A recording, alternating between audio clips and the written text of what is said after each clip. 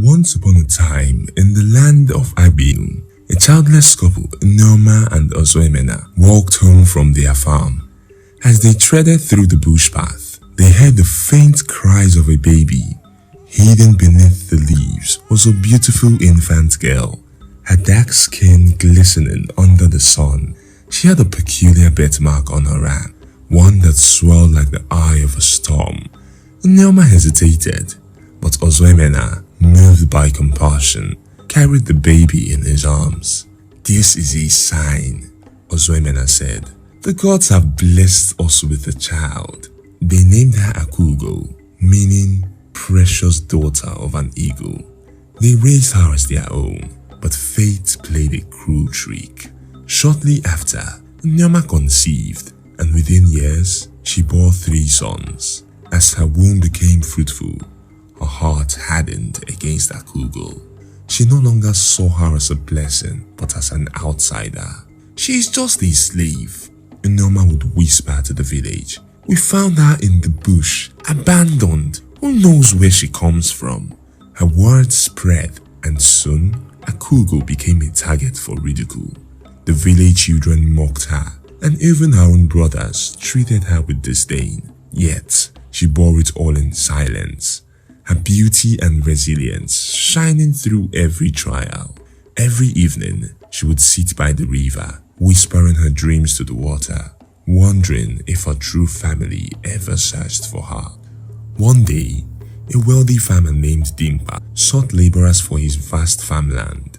Nneoma, eager to rid herself of Akugo, sent her off to work for him. "Every wage she earns will come to us," she declared. But Dimpa, a man of great wisdom and kindness, saw something different in Akugo. Unlike the other laborers, she worked diligently, her spirit unbroken. He admired her grace, her intelligence, and most of all, the kindness in her eyes. Day by day, he found himself drawn to her. One evening, as the orange hues of the setting sun bathed the fields, Dimpa approached Akugo. "Why do you never complain, even when others mistreat you?" he asked. Akugo smiled sadly. "The wind does not cry when it is chased by the storm. I have learned to dance with fate, even when it is cruel." Moved by her words, Dimpa realized he could not let her remain in servitude. He declared his love and intention to marry her. His words sent a wave of shock through his household. "You would marry a slave?" His mother, Lolo Ifoma, gasped. "Have you lost your mind?" His father, Ezudo, thundered. His elder brother, Obidike, sneered. "She is nothing, an orphan with no name, no family. You shame us, Dimpa." But Dimpa was resolute. "She may have no family, but she has honor. I will marry her." Despite his family's protests, he wedded Akugo. The marriage caused a great rift, and Dimpa was cast out, abandoned by his own blood. But his love for Akugo only grew stronger. Soon, she became pregnant with his child, and for the first time, she felt truly at home. Then, tragedy struck. Warriors from Ikenga, a rival kingdom, stormed Agbenu, seeking revenge for an old betrayal committed by Ezudo's ancestors. The village was thrown into chaos. In the midst of the attack, Akugo was captured and brought before the enemy king, Eze Nnamdi. The warlord's eyes burned with fury as he approached the young woman, ready to claim her as a spoil of the war. But then he saw it, the birthmark on her arm. His heart stopped. "Where did you get this mark?" he demanded. Akugo, trembling, replied, "It was there when my parents found me in the bush as a baby. I was born with it." Tears filled Eze Nnamdi's eyes as he rolled up his own sleeve, revealing the same swirling mark.